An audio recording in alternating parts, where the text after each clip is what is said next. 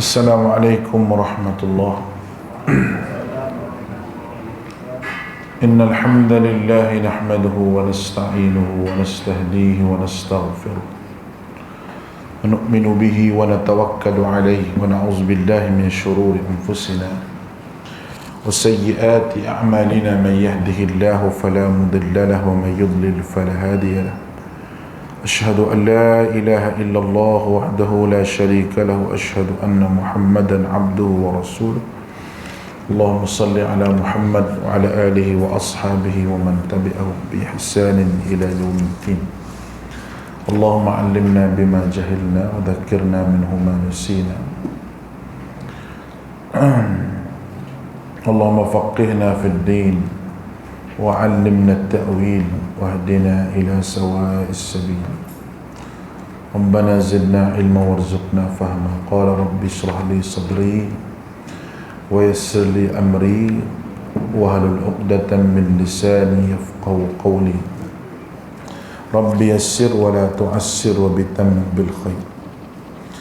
Alhamdulillah, pada hari ini kita dapat bersama-sama untuk menyambung lagi usul tafsir kita, iaitu kita masuk pada usul yang ke-7 pada hari ini.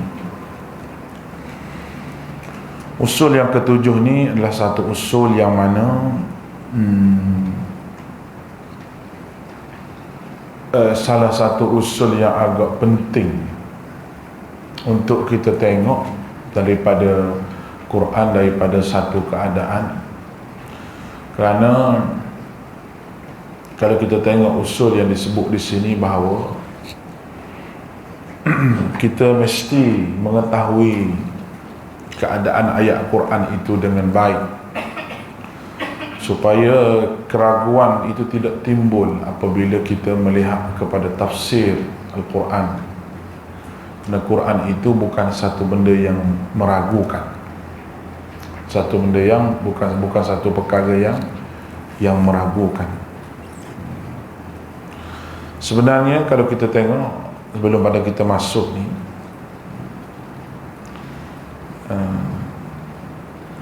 kita boleh tengok dalam Quran sendiri,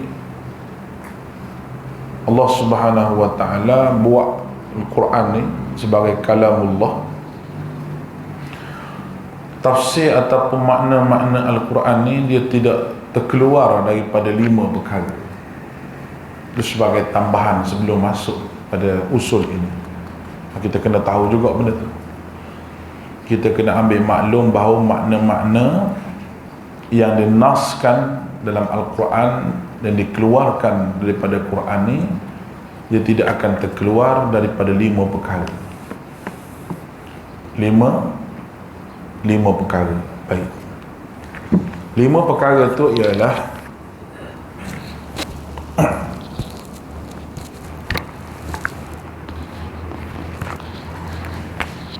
yang pertama sekali, yang pertama adalah dia panggil ilmu ahkam.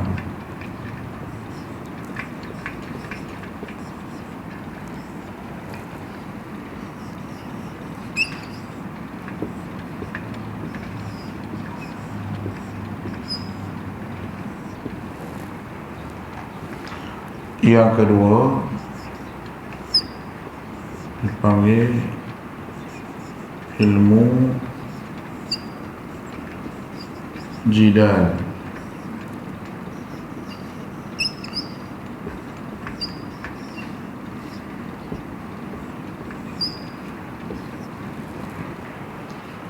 Yang ketiga dipanggil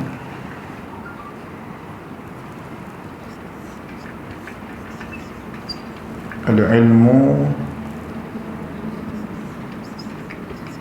tazkir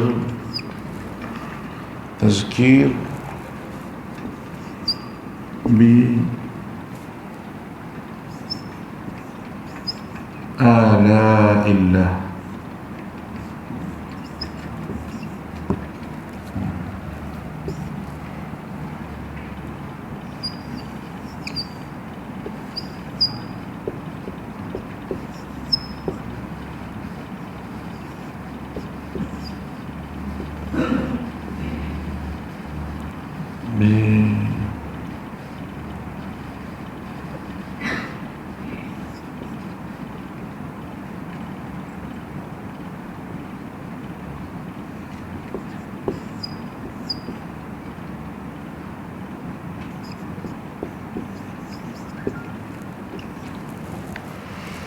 Tazkir bi alaillah. Yang keempat dipanggil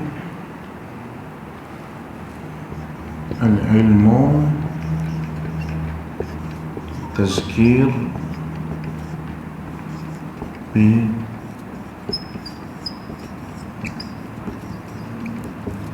ayyamillah.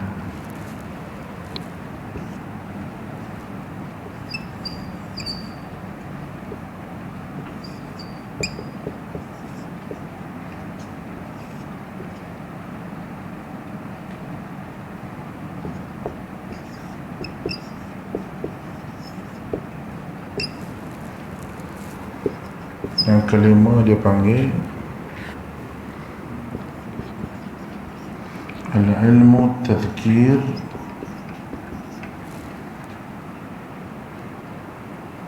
bil maut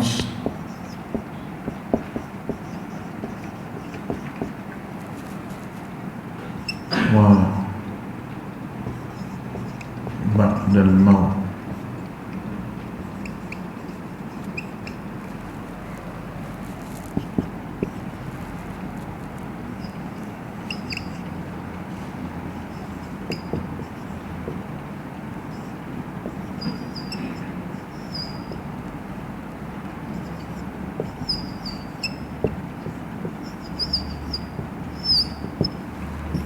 Baik.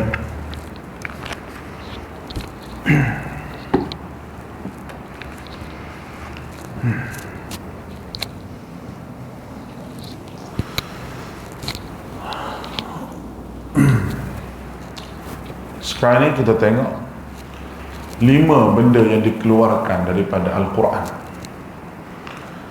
berkenaan dengan ilmu. Sebelum daripada kita masuk tafsir, berpandukan sebelum dengan selepas ni, dia kena bagi faham ni dulu. Yang pertama sekali, ilmu ahkam. Ilmu ahkam. Ilmu ahkam ni ada ilmu iaitu apa yang wajib, digalakkan, diharuskan, yang haram, yang halal, dan perincian ini terikat dalam ilmu juga disebut sebagai hukum hakam. Ahkam ni makna hukum hakam. Itu dia diwajibkan, diharamkan, digalakkan, diharuskan. Semua itu ada dalam Al-Quranul Karim dan ada dalam tafsiran dalam hadis Nabi ataupun tafsiran daripada sudut sahabat. Dia mesti ada hukum dalam Quran. Tetapi ilmu ahkam tu mula-mula sekali tu dalam Al-Quran dia tak banyak. Dia tak banyak. Sebab berkaitan dengan ahkam sudut perkara yang menjadi perbahasan bab fiqh ni dia tak banyak. Dia banyak dalam hadis. Tapi ibu dia mari daripada Quran. Contoh Allah Ta'ala sebut iza qumtum ila salah faghsilu wujuhakum wa aydiyakum, ayat wudu. Ada wudu tu nak ambil macam mana? Yang wajib Allah Ta'ala sebut dalam Quran. Yang sunat itu berdasar kepada hadis Nabi SAW, sumber yang kedua. Kemudian macam mana sahabat tengok Nabi berwudu, sahabat menakalkan macam mana keadaan Nabi ketika mana berwudu. Jadi bab fiqh dalam Quran ni kita kata sikit tak banyak. Sikit tak banyak. Sebab apa Allah Ta'ala letak sikit tu? Kerana Allah Ta'ala letak asas dia, ibu dia. Allah Ta'ala letak di situ untuk hurai kembali apa yang disebut sebagai fiqh itu adalah hadis-hadis Rasulullah sallallahu alaihi wasallam. Pertama. Yang keduanya ilmu jidal dipanggil, iaitu tentang penghujahan ataupun perdebatan. Penghujahan ataupun perdebatan. Penghujahan dan perdebatan ni, ilmu jidal ni,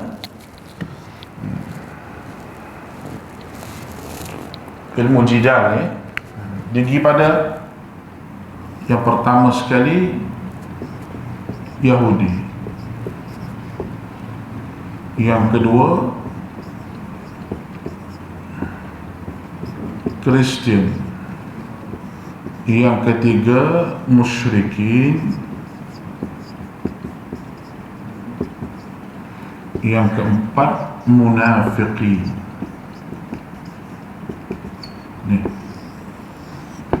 Ni adalah terkeluar ni ilmu jidal. Semua ni daripada ilmu jidal. Baik.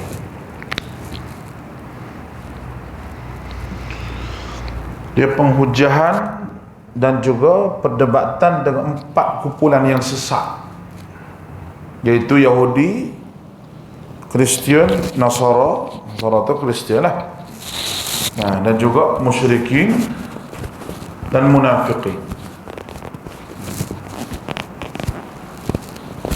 Tapi nak memperjelaskan ilmu ni, jidal ni, Al-Quran mengajar cara perdebatan, tetapi nak mengolah apa yang disebut oleh Quran tu, dia kena belajar satu lagi ilmu, dia panggil ilmu mantik. Ilmu mantik. Nak mengolah ni, semua ni dia kena belajar satu lagi, dia panggil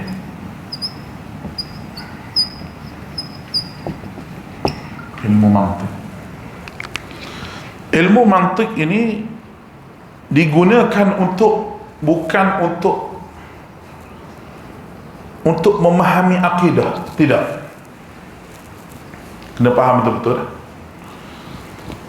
Ilmu mantik digunakan untuk berbahas dalam masalah akidah kepada orang yang melawan. Contoh dia gini, nak faham. Kita nak menghadapi golongan yang sesat. Al-Quran sebut golongan sesat ni 4 je: Yahudi, Nasara, munafiqin, musyrikin. Jadi ulama tu Yahudi, Nasara, musyrikin, munafiqin, mana-mana ayat pun termasuk dalam Yahudi, Nasara, musyrikin, munafiqin. Tetapi kadang-kadang Quran sebut cara nak berdebat tu, Nabi SAW sebut kul, Rasulullah kata, katalah Muhammad pada mereka.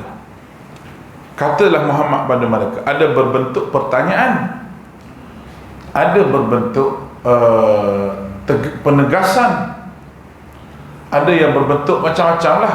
Nabi berdakwah ni, ayat lembut pun ada, ayat kasar pun ada dalam berdakwah. Cuma dalam kaedah berdakwah ini, kaedah dia perlu kepada ilmu mantik. Ilmu mantik ni ilmu akal. Dan dia bergantung kepada tugas pendakwah tu dalam memahami ilmu akal tu sendiri, cara macam mana nak mengolah orang tu, skill tu macam mana, skill dakwah tu macam mana. Baik. Di dalam bab akidah saya sebut tadi, kalau kita gunakan ilmu kalam untuk memahamkan kita berkenaan dengan akidah, dia jadi rosak. Contohnya macam kita sebut orang mengaji sifat 20 tu, ilmu kalam. Nak faham Allah Ta'ala tu payah. Sedangkan mengaji Asy'ariyah ni, Imam Abu Asy'ari ni, dia buat sifat 20 ni adalah untuk berbahas dengan golongan yang kita sebut sebagai golongan Mu'tazilah. Golongan tu bahas dengan orang yang pakai otak saja, tak pakai dalil. Lalu dia pun ambil kaedah ilmu kalam ni untuk berbahas dengan demo tu. Jadi orang yang mengaji sifat 20 ni mengaji cara macam mana nak berbahas dengan ahli kalam, ahli falsafah. Ahli kalam ni makna ahli falsafah. Mana nak boleh pakai falsafah nak kenal Allah? Dia mesti rujuk kepada Quran Sunnah.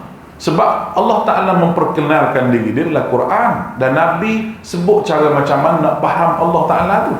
Dia tak boleh pakai akal, sebab akal ni terbatas. Nak faham Allah Ta'ala, boleh faham ni? Dia duduk situ.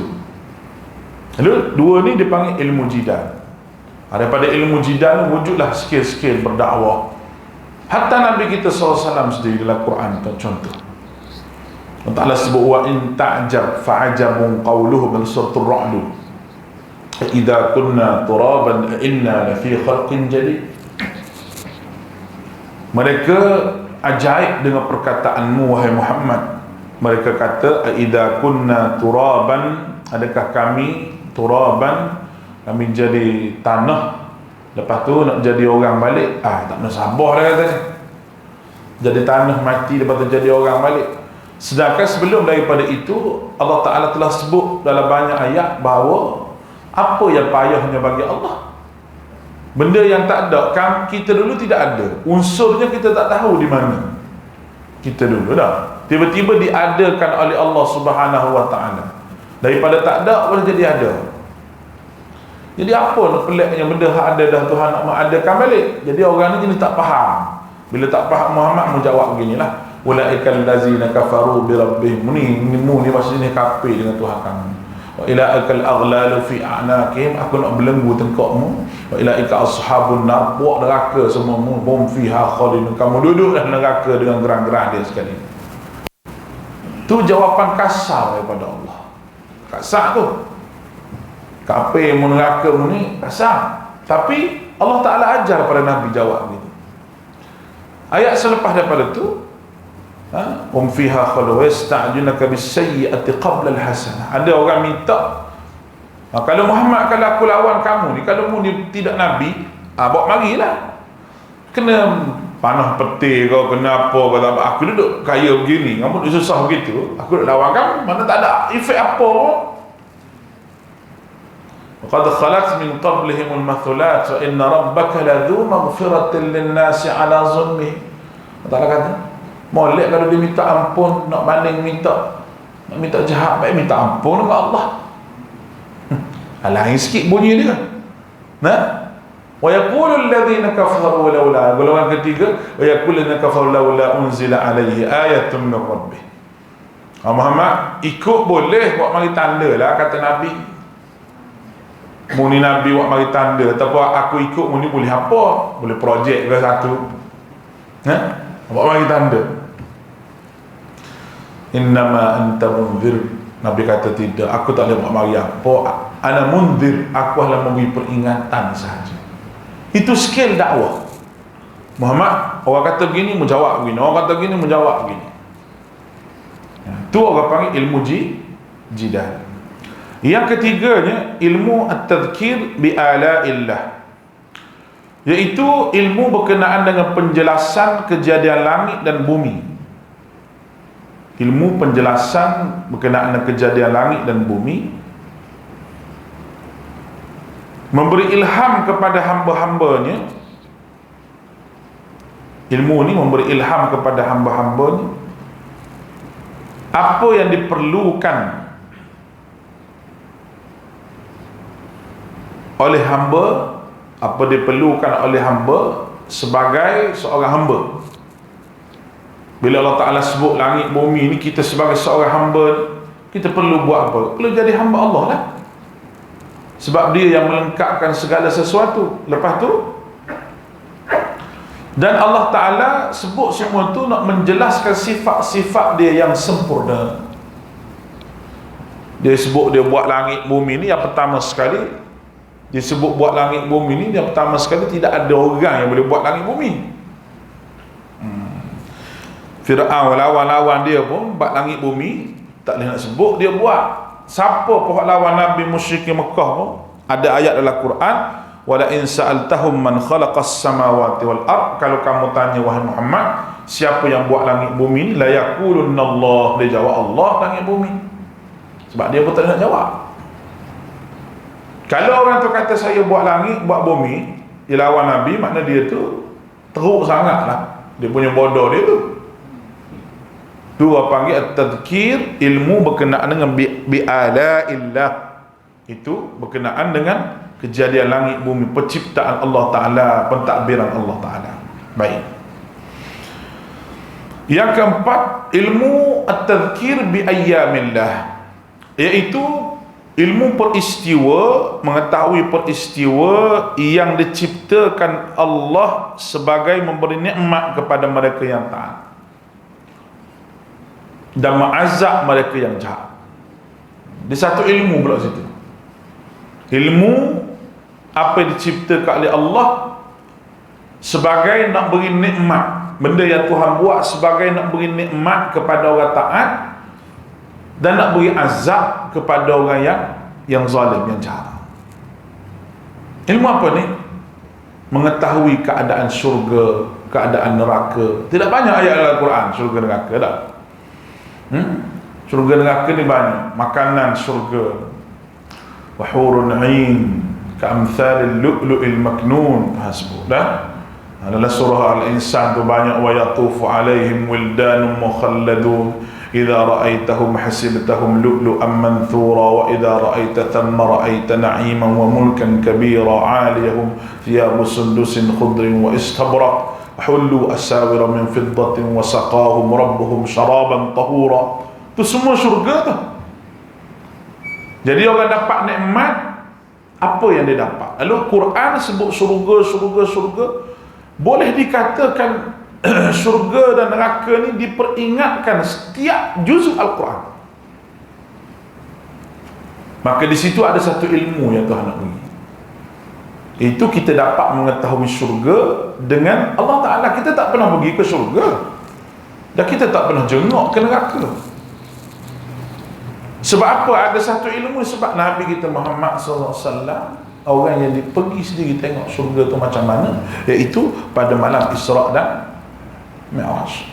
Isra' Mi'raj Nabi tengok syurga, keadaan syurganya Nabi tengok, bidadari syurganya Nabi tengok, neraka pun Nabi tengok. Maka kita umat Nabi, di atas dasar kepercayaan kita kepada Nabi kita sallallahu alaihi wasallam, kita kata kita percaya ke Nabi kita.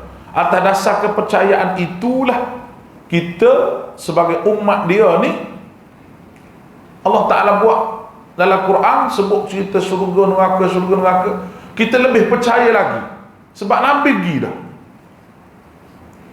Benda Allah Ta'ala cerita, tapi Nabi sendiri pergi tengok macam mana keadaan umat dia nak duduk di mana esok. Daripada tu ada satu ilmu pula untuk mengetahui, itu ilmu at-tadhkir bi ayyamillah. Baik. Yang kelimanya, al-ilmu at-tadhkir bi maut wa fi ba'dal maut, iaitu ilmu peristiwa berkenaan dengan mati dan selepas daripada mati. Mati dan selepas daripada mati, iaitu berkenaan dengan timbangan amal baik dan buruk dihisab oleh Allah Ta'ala. Itu orang panggil ahwal maut, masa mati macam mana. Lepas tu sudah pada mati tu orang panggil akhirat. Akhirat juga disebut oleh Allah Ta'ala. Ayyamillah dengan tadhkir bil maut ni, dia nak dekat-dekat sama dua ni. Cuma dia pecahkan lagi. Sepatutnya dia empat, dia pecahkan supaya kita lebih faham lagi. Nanti baik kita lebih faham lagi. Baik. Itu ilmu-ilmu yang disebut oleh Syekh Waliullah Ad-Dihlawi dalam kitab dia ni Al-Fawzul Kabir min Usul Tafsir. Baik. Sekarang kita tengok pada usul. Lagi saya akan kaitkan usul yang ketujuh. Tafsir Al-Quran berpandukan ayat sebelum dan selepas, ataupun tafsir Al-Quran berpandukan ayat sebelum dan selepas. Tafsir Al-Quran bima sabaqa wa ma lahaqa min Al-Quran. Baik. Di sana terdapat istilah yang menyatakan usul ketujuh ini. Tafsir Al-Quran berdasarkan kesesuaian ayat-ayatnya, bin nazari ila tanasibul ayat, itu bahasa Arab dia, kesesuaian antara ayat-ayat. Usul yang ketujuh ni, tafsir Al-Quran bima sabaqa wa ma lahaqa ni, kadang-kadang dia dipanggil juga dengan bin nazari tanasibul ayat, itu kesesuaian antara ayat-ayat. Ayat-ayat duduk pada satu muka, satu juzuk. Macam mana tiba-tiba Allah Ta'ala cerita satu perkara, tiba-tiba masuk bab lain, 2, 3, 4 ayat. Lepas tu, selepas daripada tu ada lagi bab yang sama dengan hak sebelum daripada cerita tu. Tujuan apa dia masuk ke tengah-tengah cerita tu? Dia mesti ada kaitan dengan dia punya sebelum dan dia punya selepas. Itu kita nak mengaji. Saya ulang sekali lagi. Lagi kita akan tunjuk contoh. Dia tak tengah cerita neraka, sedap-sedap dia neraka, ataupun syurga, pop, dia mari cerita lain tengok. Tak banyak pun, kadang-kadang 5-6 ayat. Lepas tu dia sambung balik cerita sebelum ada tu. Atas tu, cerita bab syurga tu dia sambung balik. Jadi kenapa cerita duduk tengah tu nampak macam tergantung? Tapi tidak. Mustahil Quran tergantung. Kalau tergantung, makna Quran ni lemah lah.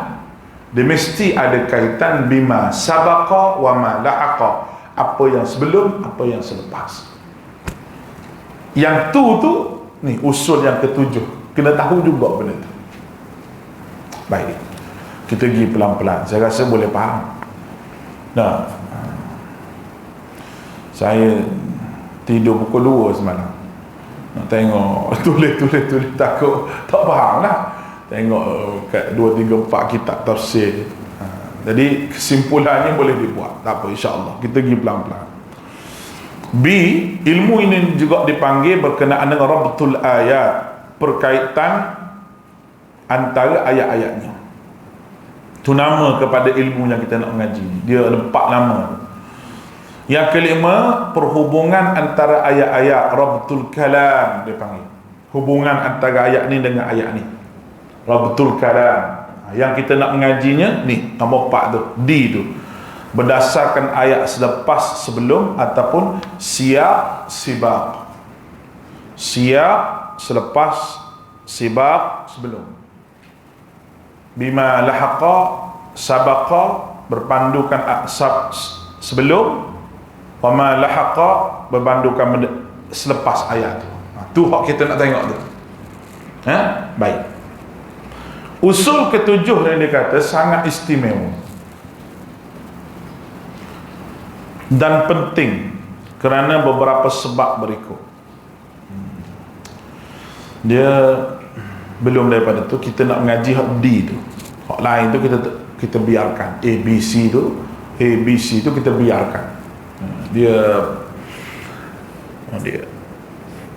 kita kena mengakui bahawa orang Melayu kita ni miskin daripada sudut tafsir. Miskin lah kita kata. Sebab tak ada kitab tafsir kita. Kita hadis ada Marbawi, kamus ada Marbawi lah. Kita hadis ada Bahrul Mazi. Tafsir tidak ada. Kalau ada lah Hamka, boleh. Di Nusantara lah kita bercakap ni dah Hamka tulis pun sekadar ringkas-ringkasan gitulah.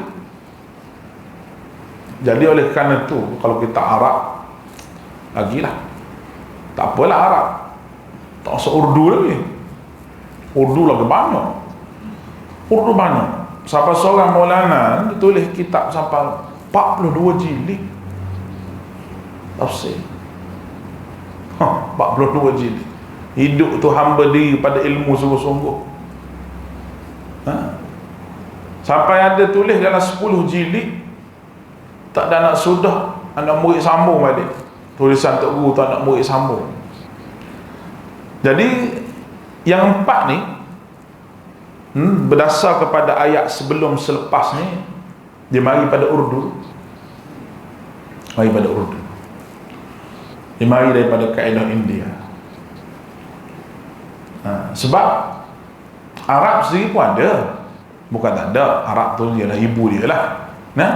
Tapi perbincangan terperinci tu. Terperinci perbincangan dia, sehingga macam saya sebut kemarin, sehingga kesambungan huruf pun ditulis mula dengan India. Arab tak ada kesambungan huruf. Dia mungkin tak ada orang perhati. Tak ada orang perhati. India ni ulama dia perhati tengok hadis Nabi, perhati tengok apa ni orang panggil ayat-ayat Quran. Jadi satu ilmu bagi dia. Jadi ilmu yang di itu memang ilmu mari daripada India ni kita nak belajar. Nasib baik kita tak baca Urdu. Tak kata lah, baca Urdu lagi pening, bunyi Hindustan sikit lah. Baik. Usul yang ketujuh sangat istimewa dengan sebab yang pertama, ia menampakkan wujudnya keseragaman dan kesinambungan dalam firman Allah. Itu pertama. Dia wujud keseimbangan dan wujudnya seragam firman Allah ni. Walaupun dia mari cerita lain, tapi mesti ada sebab Tuhan sebut begitu, dan mesti ada kaitan dengan cerita sebelum dan juga selepas. Pertama. Yang kedua, membuktikan tertib kitab Al-Quran, tertib Al-Quran seperti terdapat dalam mushaf pada hari ini, benar-benar diradai Allah, dan dia termasuk dalam perkara taufiqi. Itu perkara ditentukan oleh Allah melalui Rasulnya. Tidak ada sebarang campur tangan manusia, baik sahabat tabi'in dalam penyusunannya. Membuktikan Quran ini tertib, disusun oleh Allah Ta'ala, bukan disusun oleh manusia, dan bukan oleh campur tangan manusia, siapa-siapa pun tidak ada. Sebab apa? Sebab ada tuduhan. Nanti kita akan baca tuduhan itu. Jadi bukan sahabat yang susun Al-Quran ni, dia hanya menyusun benda yang telah disusun. Uthman bin Affan zaman dia lah menyusun Al-Quran ni, dia menyusun benda yang telah disusun, benda yang telah ada, dia ambil, dia susun balik. Dia kumpul semua Quran-Quran, mushaf-mushaf. Ni ada, ni simpan juzuk 1, ni simpan surah Baqarah, ni simpan Al-Ma'idah, dan di kalangan sahabat-sahabat dan sahabiah. Dia kumpul semua, dia buat, disusun balik supaya seragam. Sampai ke hari ini kita panggil Quran kita ni sebagai Mushaf Utsmani. Mushaf Utsmani, sempena dengan nama Uthman bin Affan, besar jasa dia. Tiba-tiba orang nak buat bid'ah ni, dia ambil hujah ni. Dia kata zaman dulu Quran tak susun, Uthman pergi susun tu, Uthman buat bid'ah. Tu dia kata ke sahabat buat bid'ah. Kita kata, ya, Uthman bid'ah dari sudut bahasa tu bid'ah. Dari sudut bahasa, bid'ah makna benda baru Uthman buat. Tetapi Uthman tidak reka Al-Quran. Dia hanya menyusun apa yang telah disusun oleh Nabi SAW. Boleh faham ni? Tu je benda ni. Bukan dia buat benda baru, bukan dia buat ibadah baru. Bid'ah ni buat ibadah baru. Atau Uthman tu reka Quran lain ke apa ke, tu baru boleh buat bid'ah yang tercela, bid'ah yang teruk. Dia nak tahan juga lah. Dia kata Uthman buat tu, tak ada lah benda tu Uthman duk buat tu. Maka itu bid'ah. Kata-kata memang bid'ah daripada sudut bahasa, tapi dia bukan syarak. Uthman mari tolong susun benda yang tak boleh susun. Itu je. Sebagaimana Umar bin Khattab lah, dia buat tarawih sebagaimana yang telah dibuat oleh Nabi SAW. Dia buat cuma 20, sebab Nabi tidak hakkan bilangan, tapi Nabi sendiri buat 8. Hak bilangan nak qiyam tu tidak ada hak bilangan nak qiyam berapa pun. Bukan Sayyidina Umar pandai-pandai buat bid'ah. Tidak. Kena faham betul.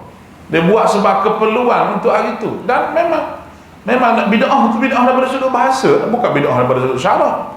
Ni sudah sedap dia gitu dah. Dia gitu dah benda tu. Oh, pelik sungguh kan.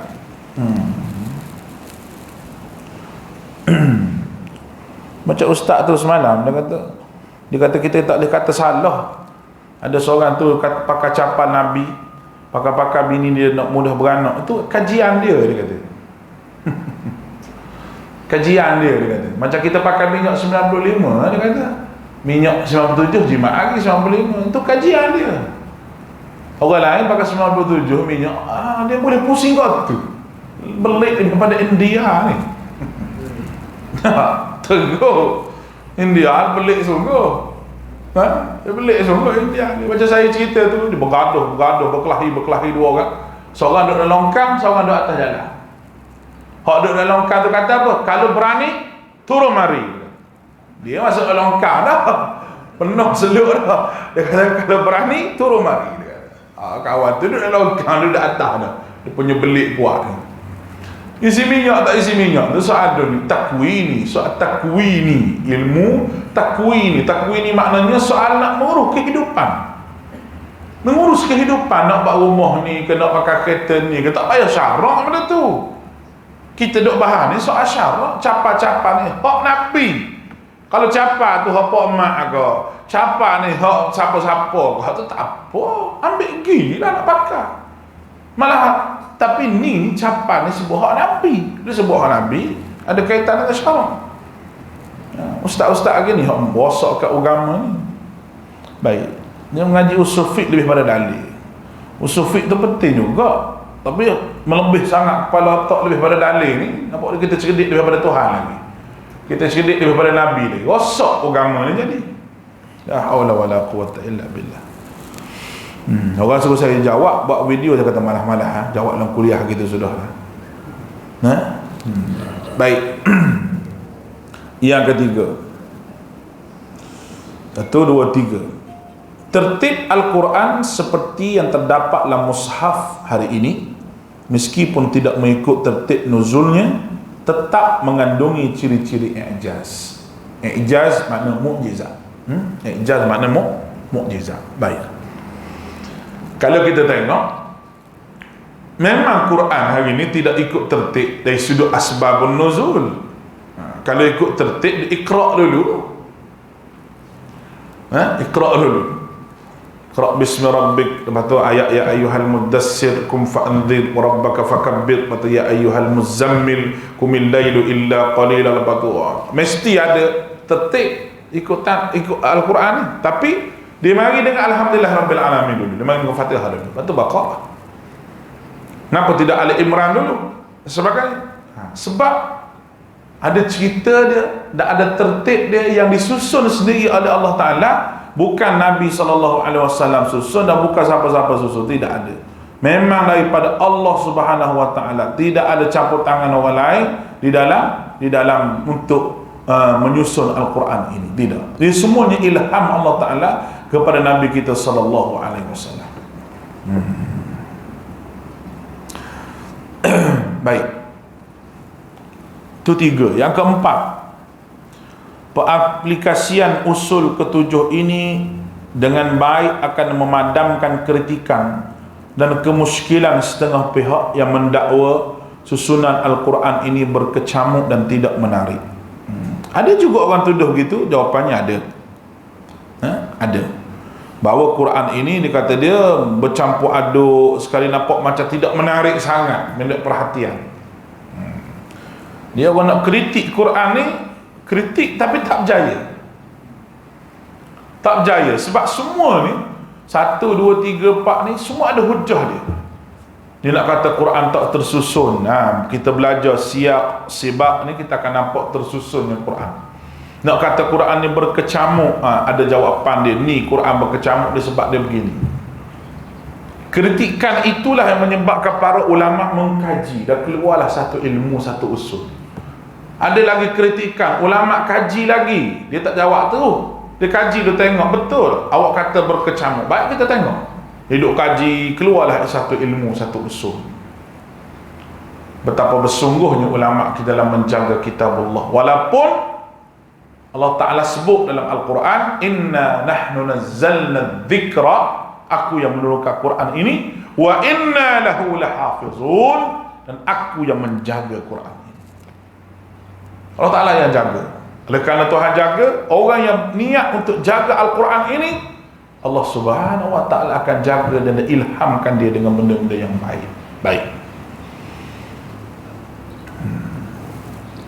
Keperluan siap dan sibak mengetahui ayat sebelum dan selepas untuk menentukan makna dan maksud asal sesuatu ayat lebih-lebih lagi diperlukan apabila terdapat riwayat tentang sebab nuzulnya dan kelihatan janggal dan tidak secocok dengan ayat-ayat sebelum dan selepas.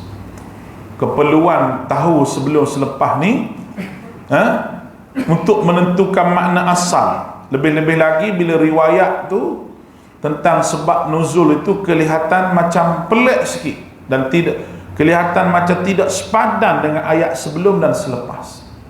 Sebenarnya dia telah pun sepadan, dia telah pun ada. Nanti contoh, nanti tuan-tuan akan nampak. Baik, ni penting ni. 1, 2, 3, 4, 5, 6. Ni hak nombor 6 ni penting. Dakwaan golongan sesat dan menyeleweng seperti Syiah Rafidhah dan lain-lainnya bahawa setengah Quran ini tergantung kerana beberapa ayat sebelum dan selepasnya telah dibuang oleh para sahabat dengan sendirinya akan lenyap apabila anda berjaya mempertaukkan ayat berkenaan dengan siap dan sibaknya. Syiah dia kata ramai sahabat murtad lepas kewafatan Nabi. Itu tuduhan dia. Oleh kerana ramai sahabat yang murtad, maka Quran itu seolah-olah dicampur dengan perkataan para sahabat.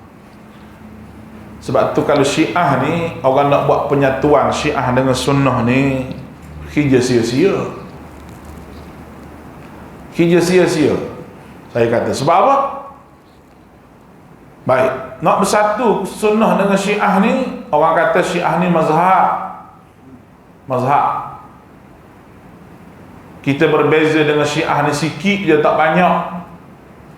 Kita pergi ke Mekah, dia pergi ke Mekah juga. Kita baca Quran, dia pun baca Quran juga. Orang yang cakap begini, orang yang tidak mengkaji Syiah secara keseluruhan. Mungkin dia kaji Syiah ni daripada sudut politik saja. Yang pertama, bab Quran. Bab Quran ni kita tak boleh duduk sekali dengan Syiah. Kita tanya dia, Quran ini awak yakin Quran ini adalah Quran yang Nabi baca, sahabat baca, awak yakin ke tak? Syiah jawab tak yakin. Quran sebenarnya Quran di Lauh Mahfuz ni. Hak ada hari ni adalah penyelewengan yang dibuat oleh sahabat. Itu tuduhan dia. Dan itu merupakan usul dalam mazhab Syiah. Pokok dalam mazhab Syiah, bukan cabang. Pokok dia, penunggu dia. Kita nak bersatu macam mana? Soal usul pun kita berbeza tak? Kalau soal furuk kita berbeza, tak apa. Berbeza dengan Syiah. Soal furuk, soal cabang, ni soal usul. Usul agama. Quran ni usul agama. Awak kata benda tu sahabat reka, awak tuduh sahabat macam-macam dengan murtad dan sebagainya, reka Quran, tambah ayat dengan sendiri dan sebagainya. Itu nak bersatu dengan Syiah macam mana? Nak tipu Syiah ni. Syiah ni atas meja rundingan ni dia kata apa, kita tolong. Di luar pada meja rundingan dia hentam sunnah. Syiah ni memang tak suka sangat Quran, dia tak suka. Syiah ni dia tidak akan menyibukkan diri dia untuk menghafal Quran. Tidak. Sebaliknya dia menyibukkan dirinya menghafal bait-bait syair. Wa Husaina ya Husain, syair dia, syair dia. Waktu memang dia hafal sungguh. Sama orang macam ni dia hafal qasidah lebih pada Quran. Tu semua unsur mari Syiah lah. Muhammad Tahfiz, ada yang hafal qasidah, ustaz tu suruh hafal qasidah. Dia cerita betul. Tujuannya untuk buat persembahan, majlis perkahwinan apa semua ni, ada masyuk. Masyuk dia panggil lah bahasa budak-budak lah ni. Bila mari 600 700 orang mari satu persembahan. Bila saya tanya budak tu hafal Quran banyak mana, duduk dalam lebih kurang 6 bulan, setengah juz baru hafal Quran. Satu benda yang menyedihkan. Awak dah berapa dah? Setahun. Berapa juz dah hafal setahun? 1 juz setahun. Tapi nampak sekolah tu qasidah situ, qasidah sini, qasidah situ. Melebihkan qasidah tu lebih pada Quran, melebihkan hiburan daripada Quran. Hiburan tidak akan boleh masuk dengan Al-Quran. Kiamat boleh. Sebab hiburan ini benda lain daripada Quran. Quran ini dia bukan hiburan, dia hujjah, dia ayatullah, dia ayat Allah Subhanahu Wa Taala. Jadi Syiah ni memang dia gitu, memang dia hafal syair lebih daripada Al-Quran. Kalau dia dengar Quran pun, dia dengar nak suruh sedap telinga dia je. Dia panggil qori-qori hebat mengaji negara dia tu hanya untuk sedap dengar sahaja. Sedap dengar sahaja. Bukan dia faham pun. Tak faham. Tapi nak suruh sedap dengar Quran, gitu je. Jadi kita jangan jadi perangai Syiah. Kita jangan jadi sedap sahaja dengar Quran tapi tak tahu makna apa. Jangan. Kita kena rajin dengan Al-Quran ini. Baik. Seterusnya, sebagaimana siap dan sibak ayat tersebut selepas dan sebelum, suatu perkataan banyak membantu kita dalam memahami makna dan maksud satu perkataan dalam satu ayat. Begitu juga ia banyak membantu kita memahami makna dan maksud sesuatu itu sendiri. Baik. Sebelum mengemukakan contoh-contoh makna ayat yang difaham berdasar pada siap dan sibak, elok kiranya terlebih dahulu kita lihat, elok kiranya dilihat terlebih dahulu betapa siap dan sibak ini memainkan peranan penting dalam menentukan makna dan maksud di dalam ayat. Di bawah dikemukakan beberapa contoh. Baik, kita tengok.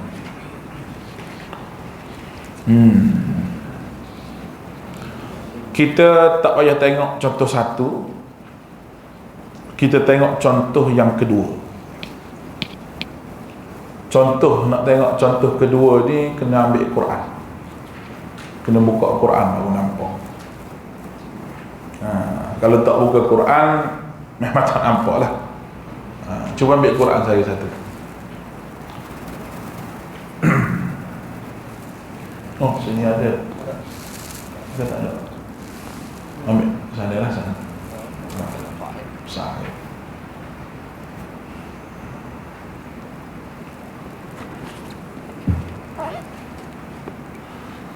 Kalau ada Quran gini dia lebih nampak lagi. Quran satu jadi satu muka, tengok tu kan? Ada boleh lebih nampak lagi. Di mana ayat sebelum dan selepas.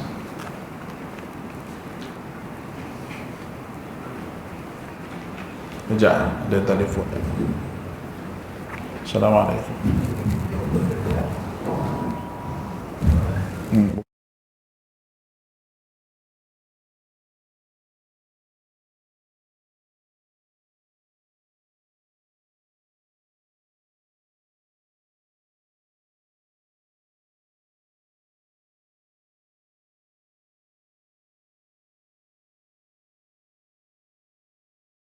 Lama nak cocok vaksin pula.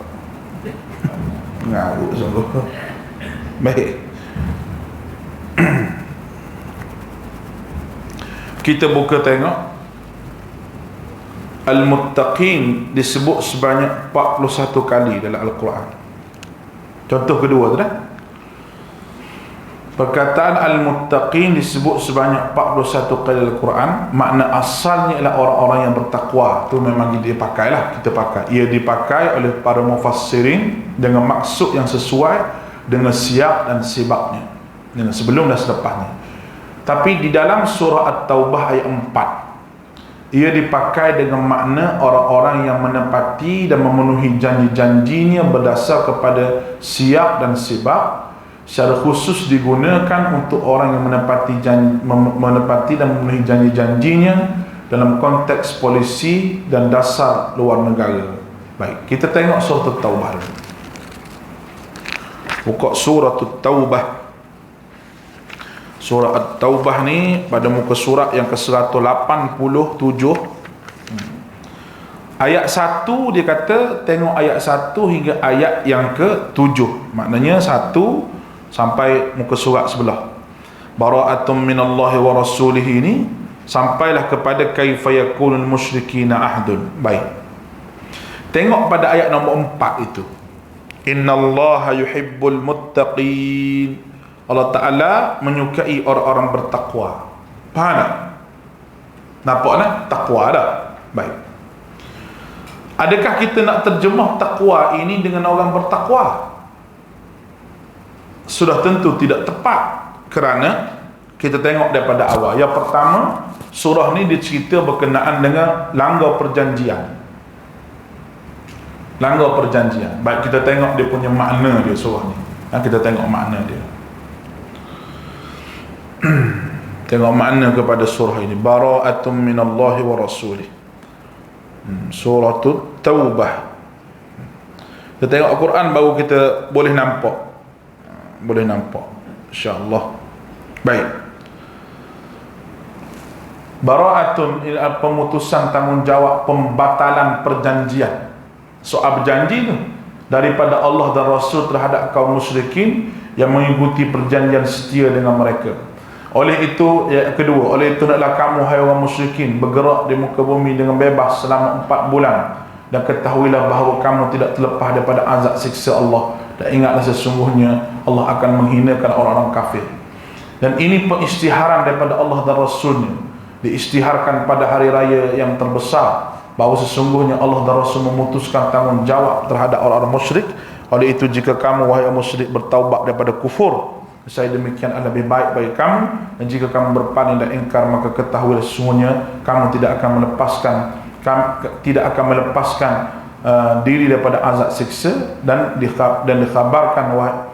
khabarkanlah wahai Muhammad kepada orang-orang kafir bahawa mereka akan timpakan dengan azab yang tidak terperi sakitnya. Baru balik nombor 4. Kecuali orang yang kamu mengikat perjanjian setia dengannya, dan orang-orang musyrik, kemudian mereka tidak mencabul perjanjian itu sedikit pun, dan mereka tidak menolong seorang pun memusuhi kamu, maka sempurnakanlah perjanjian mereka dengan habis tempoh. Sesungguhnya Allah mengasihi orang-orang yang bertakwa. Masuk-masuk bertakwa.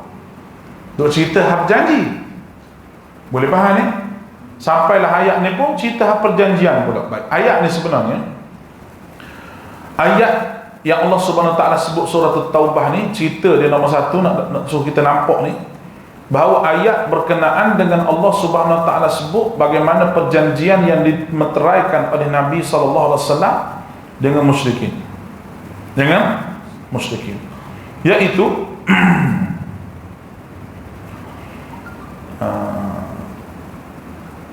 yaitu Allah Subhanahu Wa Taala, kalau kita tengok di sini perjanjiannya genjatan senjata. Genjatan senjata. Bila genjatan senjata ni, sebab tu ayat dia ni nombor 1 sekali, surah ni diturunkan selepas Nabi buka kota Mekah. Dia punya sebab tu ayat, sebabun nuzul dia diturunkan selepas Nabi buka kota Mekah bulan Ramadan tahun ke-8 Hijrah. Perang Hunain pula berlaku pada tahun ke-8 Hijrah. Lepas daripada tu, itu pada bulan Syawal tahun 9 Hijrah, turunnya surah At-Taubah. Selepas tu Nabi menghantar Abu Bakar dan Ali sebagai wakil baginda untuk beritahu orang musyrikin di Arab di Mekah tu, tahun depan tidak boleh lagi buat haji dengan cara telanjang dan cara yang salah. Masa tu Mekah dibuka dah, buatlah dengan cara mereka. Abu Bakar pergi sebagai ketua wakil dan Nabi Muhammad kepada Nabi SAW, dan Ali sebagai orang yang rapat dengan Nabi. Ali pun disuruh menyertai Abu Bakar kerana dalam cara Arab maklumat penting kena disampaikan oleh orang yang rapat dengan seseorang. Nak sampai maklumat penting kena sampai pada orang yang rapat dengan seseorang. Mesti sulit lah kalau kita sampai pada dia. Takut kalau diberitahu pada orang lain boleh dikatakan menipu pula. Orang mustahil dia tu nak menipu kita. Baik, tu adab orang Arab. Orang Melayu tak tahu adab macam mana. Kadang-kadang hak rapat tu duk lawan dia pilihan raya pula. Contohlah tu. Baik. Oleh kerana kebiasaan Arab itu, baginda hantar juga sepupu sendiri sebagai penguat mesej yang hendak disampaikan. Ali kebetulan sepupu dia juga. Kerana mereka itu kafir, jadi mereka tidak faham bahawa wakil baginda yang sebenarnya adalah Abu Bakar. Tetapi orang Islam faham yang layak ganti Nabi adalah Abu Bakar. Kerana itulah ketua rombongan haji itu, sebagai pengganti Nabi adalah Abu Bakar. Pada tahun depannya, itu tahun 10 Hijrah, Nabi sendiri mengerjakan haji, iaitu Hajjatul Wida', dan tahun ke-8 Hijrah Nabi wafat. Baik. Dan diberitahu juga kepada mereka bahawa mana-mana perjanjian damai dengan pihak Islam tidak ada tarikh luput. Tidak ada tarikh luput. Perjanjian itu akan diputuskan dengan mereka. Selepas ini yang akan berlaku adalah perang dengan mereka. Baik. Oleh itu, pihak kafir kena buat keputusan. Nak masuk Islam, masuk segera. Kalau nak lari, lari jauh-jauh. Pergi ke Rom ke, pergi ke mana ke. Waktu yang diberikan kepada mereka, keputusan 4 bulan. Ini perjanjian 4 bulan. Cuma memang adalah golongan kafir yang buat perjanjian dengan pihak Islam, dan perjanjian itu ada tarikh pembatalannya. Perjanjian itu ada tarikh pembatalannya. Janjilah nak bayar diak, bayar denda, dan duduk di bawah kerajaan Islam, macam-macam lah perjanjian yang dia buat tu, lebih panjang lagi. Jadi mereka boleh tunggu sehingga tempoh perjanjian itu selesai. Tunggu sampai selesai. Kalau 6 bulan perjanjian tu, 6 bulan lah tunggu. Hak lain tu 4 bulan je bagi masa. Nak masuk Islam ke, nak lari jauh-jauh, pergi lari jauh-jauh. Itu syarat Nabi. Nabi tak bunuh habis orang. Jadi hak terima Islam, terima. Dia dibenarkan asal dia tidak belok pada perjanjian.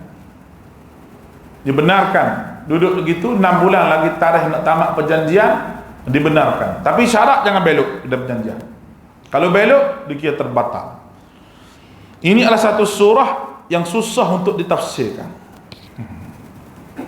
Satu surah yang susah untuk ditafsirkan. Untuk tafsirnya, kita perlu kepada konteks ayat sebelum dan selepas yang kita duk ngaji.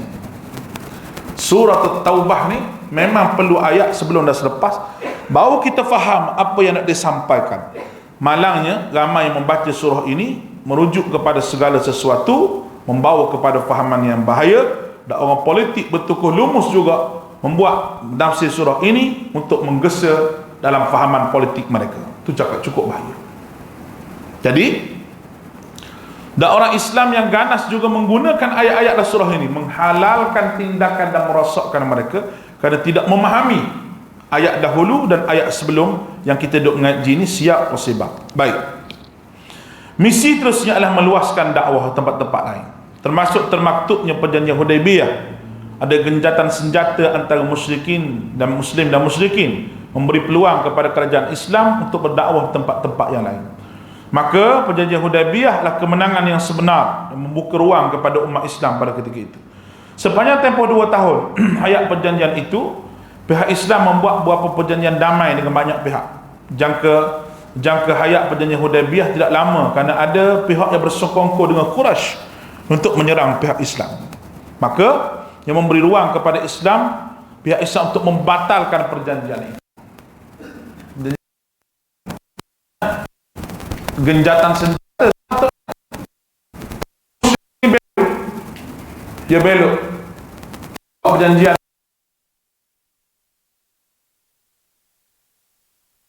barang perjanjian itu terbatal sama sekali. Ini kisah dia. Lalu daripada ayat bara'atum minallah sampai ayat nombor 7 tu semua cerita hal perjanjian. Jadi tiba-tiba Allah Ta'ala selit innallaha yuhibbul muttaqin. Sesungguhnya Allah Ta'ala menyukai orang bertakwa. Kalau kita salah tafsir, kita kata orang bertakwa ni begini, ketakwa ni takut tinggal apa Tuhan suruh, buat apa ni, tinggal Tuhan larang, buat apa Tuhan suruh. Itu bukan makna takwa dengan makna begitu di sini. Takwa di sini dengan makna adalah orang yang menepati perjanjian. Itu takwa. Itu contoh dia. Memang kita nampak biasa kita duk baca surah Taubah, duk baca nampak innallaha yuhibbul muttaqin, kita tak ada apa pun. Tapi bila kita nak tafsir takwa ni, muttaqin dalam ayat yang keempat dengan takwa, ada satu benda yang tidak munasabah. Tidak munasabah dengan konteks cerita sebelum dan cerita selepas. Boleh faham tu? Tu dia. Jadi kita tergambar Allah, ulama kita ni dia kerja sungguh. Bukan saja dia baca ayat bara'atun minallah, dia baca cerita, tapi sebab apa dia sebut takwa sini?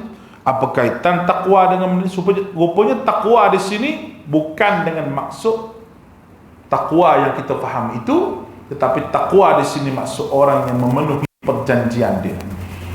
Baik.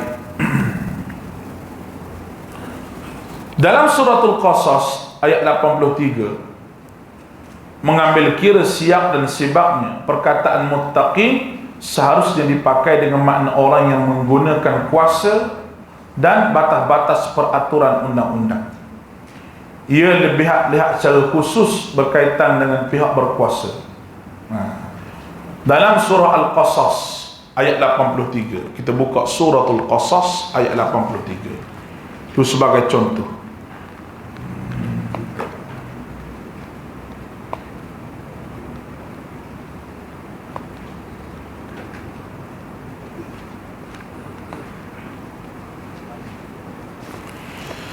Suratul Qasas ayat 83 dia berada pada muka surat 395.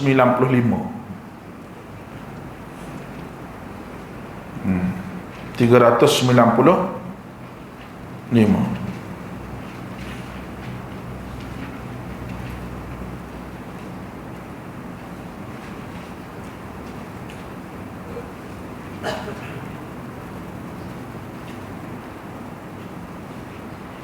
Ayat bawah sekali, 395 bawah sekali.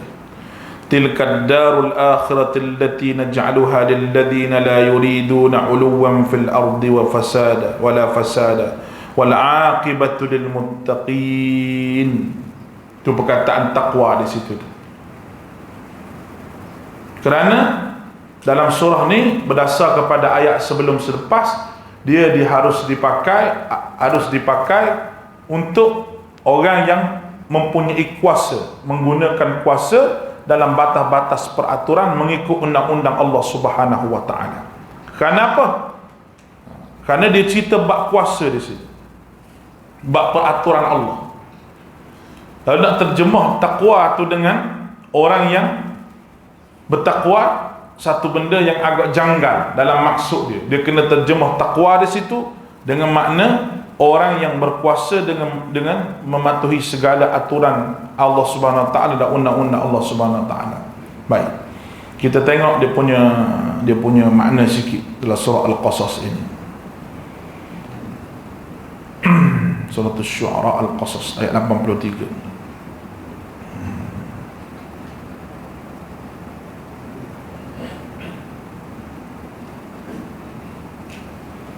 Baik.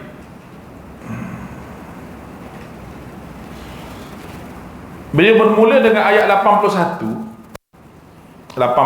ni, fakasafna bihi wa bidarihi al-ardi fama kana lahu fi fi'atin yansurunaha min dunillahi wa ma kanu minal muntasirin.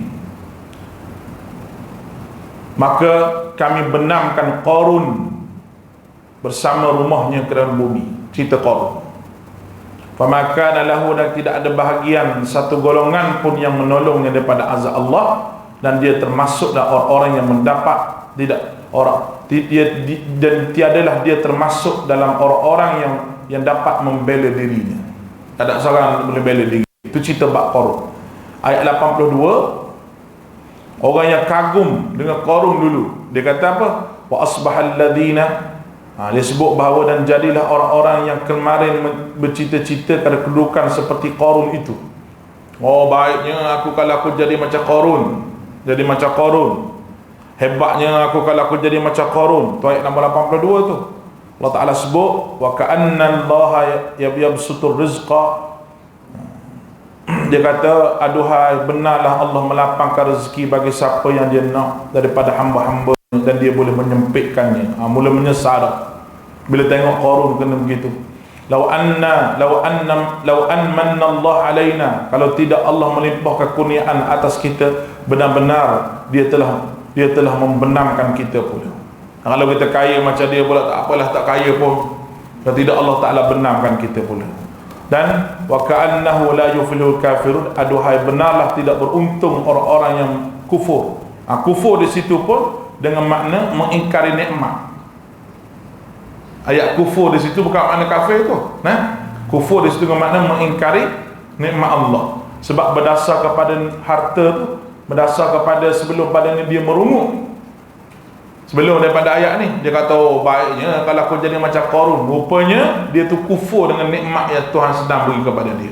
Jadi kafirin itu bukan makna kafir, makna kufur. Dia boleh berubah makna berdasar kepada ayat sebelum dan selepas. Barulah mari ayat 83. Ayat 83 itu tilkad darul akhirah, negeri akhirat itu kami jadikan kami jadikan untuk orang yang tidak ingin menyombongkan diri. Apa tak sombong akhirat ni, wala fasada, dan tidak buat kerosakan di atas muka bumi, wal aqibatul muttaqin, dan kesudahan yang baik bagi orang yang bertakwa. Asal dia gitulah. Tapi takwa di situ kita kena terjemah dengan orang yang pandai menguruskan harta apabila kuasa dan harta ada di tangannya. Boleh nampak tu? Tu kita nak tahu makna.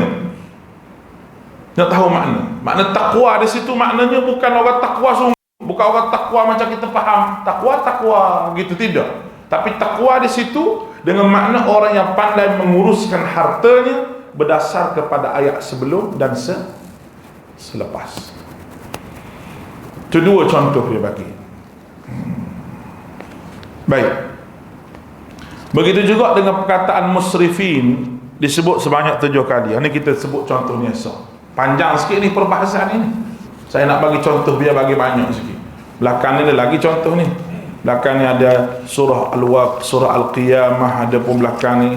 Tak apa, kita bicara banyak sikit biar nampak sikit.